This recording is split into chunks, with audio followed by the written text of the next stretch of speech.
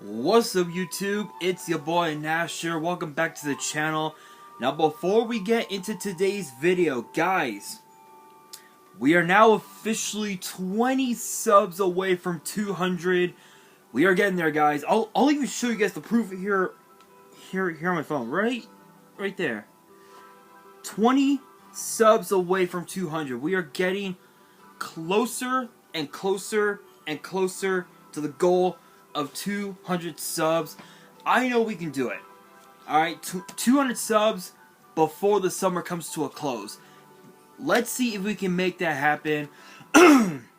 Excuse me, because the moment we get to 200 subs, I'm going to open up this Korean Strike of Neos booster box in its entirety on the channel, on the hopes to potentially pull this guy, Elemental Hero Air Neos, the so-called forbidden Yu-Gi-Oh card. Is it really forbidden? I'll let you be the judge of that. If this channel gets to 500 subs, I will open up this Korean LOB booster box in its entirety on the channel that I got from my partners over at Collector Store. So be sure to check them out. Link and address will be in the description below. On the hopes to potentially pull a Blue Eyes White Dragon, a Dark Magician, a Red Eyes Black Dragon, a piece of Exodia.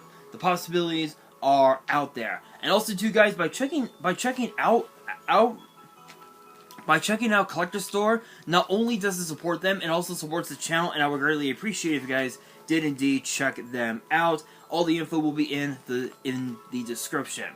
However, if this channel gets to 1,000 subs, I will open up this first edition Toon Chaos box in its entirety on the channel that I also got from my partners at Collector Store, on the hopes to potentially pull my second ever Collector's Rare. It wouldn't be the first time I pulled a Collector's Rare, because I pulled this, a Collector's Rare B-Cup from the Underworld, out of my Genesis Impact box opening. I know the glare of the sleeve does not do it justice. There we go. There we go. There we go. A little better. Pulled that out of my Genesis Impact box. I am definitely going to be getting this graded at some point. I don't know when, but if you guys want to see those boxes get opened, maybe you guys want more episodes of WWE's Biggest Issue. Maybe you guys want more episodes of Yu-Gi-Oh's Biggest Issue. Deck profiles, card discussions, WWE topic videos, or maybe, just maybe, you guys want some premium live event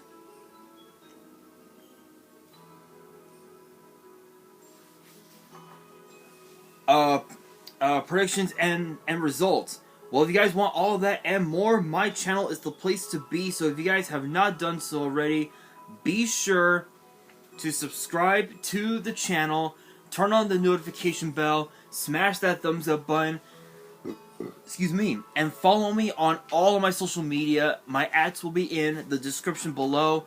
Although now that I think about it, we do have a new social media platform called Threads. I might have to try that out. I might have to try that out. But with that said, if you guys also if you guys want to send fan mail and you guys want me to open up the mail on the channel, all the info will be in the description as well. Now for today's video, it's gonna be a bit interesting because you guys know, over the years, ever since I started this channel, I've always talked about WWE superstars contracts potentially coming to an end. This one won't be any different, because apparently Ronda Rousey is leaving WWE. But how soon? When is Ronda Rousey leaving WWE? Well, let's talk about it. So apparently Ronda's departure from WWE is taking place in the not too distant future, and as it was recently revealed that she has a hard out on her contract. Now apparently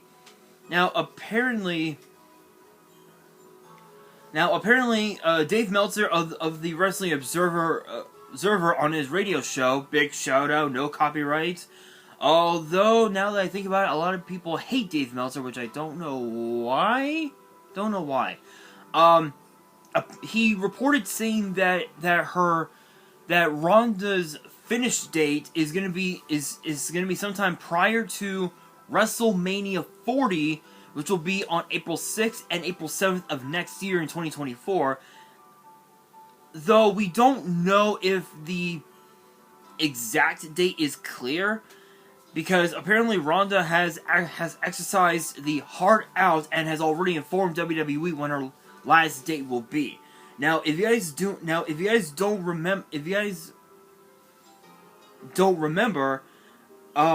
Ronda's tag team partner Shayna Baszler turned babyface by attacking Ronda at Money in the Bank this past Saturday, and apparently Meltzer noted that was the plan. WWE apparently, so according to what he said that WWE had decided to put them together as a team with the ultimate goal of having them split and start a new rivalry, which was something that apparently Ronda had always wanted in WWE. and ironically enough, their friendship actually goes beyond WWE. It goes back to their MMA days, and Shayna was actually responsible for getting Ronda into wrestling to begin with, which is kind of crazy. And apparently Meltzer stated that Ronda will be leaving WWE sometime relatively soon. And if you guys don't know, both Ronda and Shayna dropped the women's tag team titles to Raquel Rodriguez and Liv Morgan this past Saturday at Money in the Bank, all thanks to Shayna's betrayal at Money in the Bank. So this is what confuses me, because Ronda has said, and from what I've seen on social media, Ronda has said that, as I'm literally on my phone,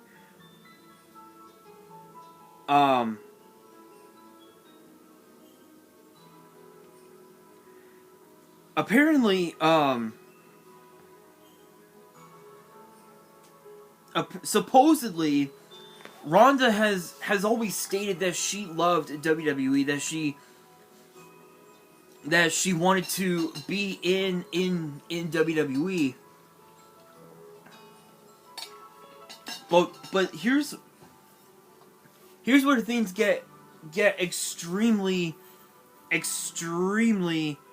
interesting, because when it comes to WWE, she has no problem. So supposedly she has no problem working with WWE, but when it comes to the fans, she's kind of fickle. And I say that because she's been under the impression that that's the fans that are fickle, but it's not the fans that are fickle, it's her. She was the one that left WWE for literally 3 years after WrestleMania in MetLife Stadium, and that was when she dropped the Raw Women's title to Becky Lynch, who also took the SmackDown Women's title from Charlotte Flair in the same main event match. She even took she took to her social media, to her Twitch, and to so many different to various interviews, and basically just kept saying, fuck the fans. Fuck the fans. They're the fans are assholes. They don't know what who to cheer for, who to boo for.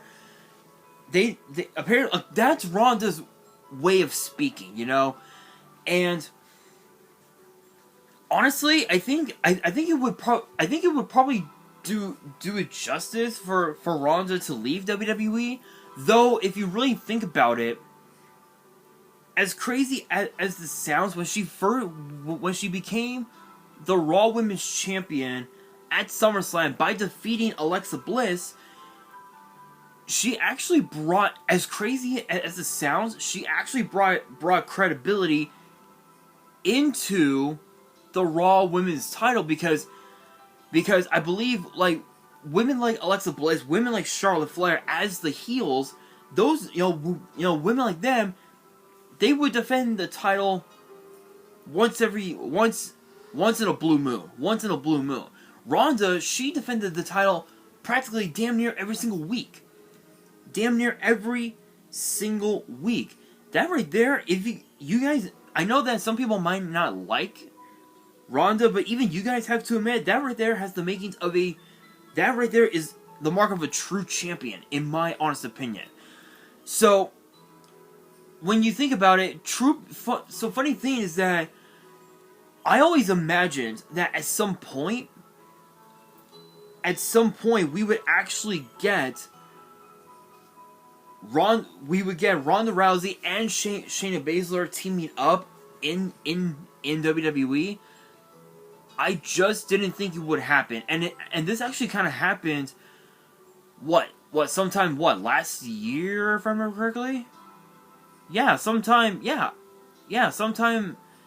last year, after she dropped the SmackDown Women's title with Charlotte. Yeah, it was like right around like the end of like last year. So almost a year that they were teammates. Now they're rivals. All I gotta say is, good. I mean, spot on by WWE to put them in a rivalry, which could potentially mean their first encounter will probably take place at SummerSlam. So when you think about it, SummerSlam and Ronda Rousey, it's not too bad. It's not too bad. Her first victory was her first title victory was at SummerSlam, and then last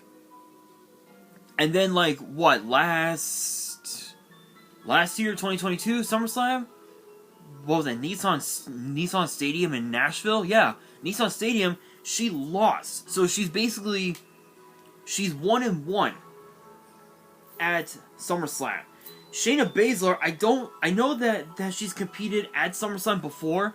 I don't remember if she's won any SummerSlam matches. I'll have to look back on my book one of these days. But I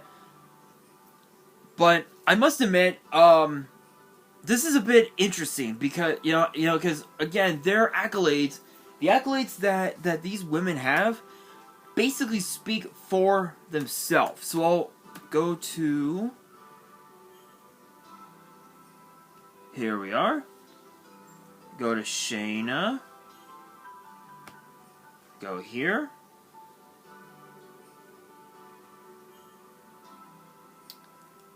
If it will actually load, thank you. So when you go to her list of accomplishments, right? Shayna's accomplishments in MMA. Freestyle cage fighting women's bantamweight Grand Prix champion. IFC Invicta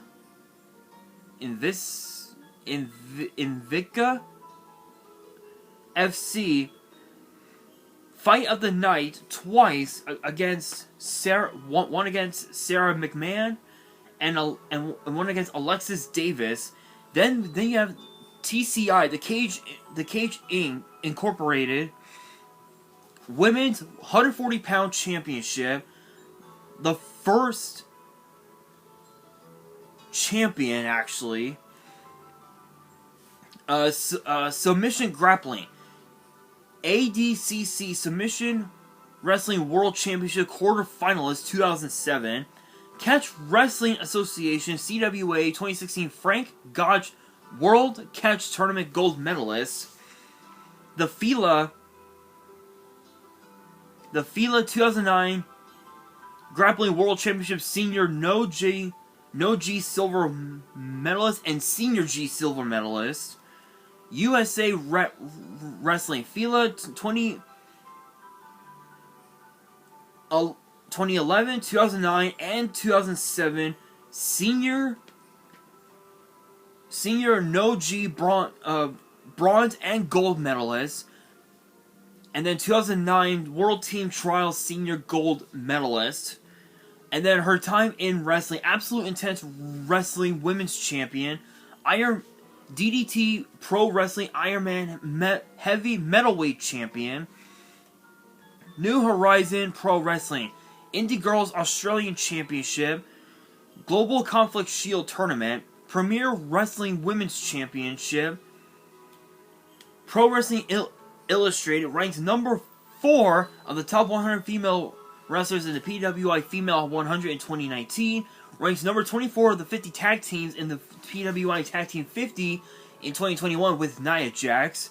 Quintessential Pro Wrestling Women's Champion. Sports Illustrated ranks number 4 of the top 10 wrestlers. Top 10 women's wrestlers in 2019. 2-time NXT Women's Champion. 3-time WWE Women's Tag Team Champion. 2 with Nia Jax and 1 with Ronda Rousey. And then, of course, NXT Year-End War Female Competitor of the Year. Now, think about that, guys. Think about that and compare Ronda's accomplishments to Shayna's. Like, look at... If you look at Ronda's accomplishments in judo, International Judo Federation, 2008 World Cup Senior Gold Medalist, 2008 Belgian Ladies Open Senior Bronze Medalist, 2007 Jigoro Kano Cup Senior Silver Medalist, 2007 Finnish Open Senior Gold Medalist, 2007 World Judo Championship Senior Silver Medalist, 2007 German Open Senior Bronze Medalist, 2007 Pan American Games Senior Gold Medalist, Pan American Championship Seniors Bronze Medalist. Literally all bronze, silver, and gold in judo. So in so many different judo competitions over the years. World Cup, British Open, Finnish Open, Swedish Open, World Judo, Rendezvous, senior medalist, Belgian Ladies Ontario Open. Think about that. 2008 Summer Olympics, senior bronze medal, USA Judo, USA Senior National Championship 2004, 5, 6, 7, 8, and 10. It's incredible. It's incredible. And then you look at her other accomplishments, right? International Sports Hall of Fame 2018, MMA, first female UFC Hall of Famer, the inaugural UFC Women's Bantamweight Champion with 6 title defenses. With this, think about this, right? Her time in UFC, most consecutive title defenses in UFC Women's Bantamweight history, 6. Most finishes in UFC Women's Bantamweight division title fights. Think about that. Think about all of that. You know, her so many different accomplishments in UFC, Strike Force. You know, and then of course too, you know, in wrestling, Rookie of the Year 2018, ranked number 1 of the top 100 female singles wrestlers in the PWI Women's 100 in 2018. Rookie of the Year 2018, worst feud female 2022 with Liv Morgan, which I guess it makes sense. I guess it makes sense given the fact that she dropped the title to Liv and Money in the Bank last year, so I guess it makes sense. Wrestling Observer Newsletter Awards, Rookie of the Year 2018 and Most Overrated 2022. And then you look at WWE. 2-time SmackDown Women's Champion. one-time Raw Women's Champion, Women's Tag Team Champion with Shayna, Women's Royal Rumble 2022, 8th Women's Triple Crown Champion, and a Slammy Award for This Is Awesome Moment of the Year 2015 with The Rock. Excuse me. And then, of course, the year-end awards for Best Diss of the Year 2018, which... Best Diss of the Year? What would it be? What, against Becky Lynch, if I remember correctly? But compare these accomplishments to Shayna. Who's better? The answer? Shayna. In terms of wrestling, absolutely. But in MMA, I would say they're pretty much even. But as far as like Ronda again leaving WWE, I think it would definitely do the women's division justice because of the fact that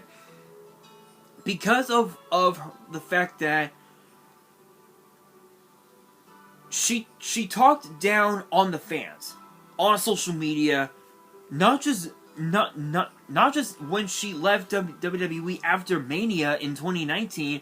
But even during COVID, you know, she kept talking shit and whatnot, and I think leaving her leaving would do justice. But I want your guys' opinion. I want your guys' honest opinion. Let me know down in the comments below. Answering the question of the day, which is this: should Ronda Rousey actually leave WWE, or should she renew her contract and stay?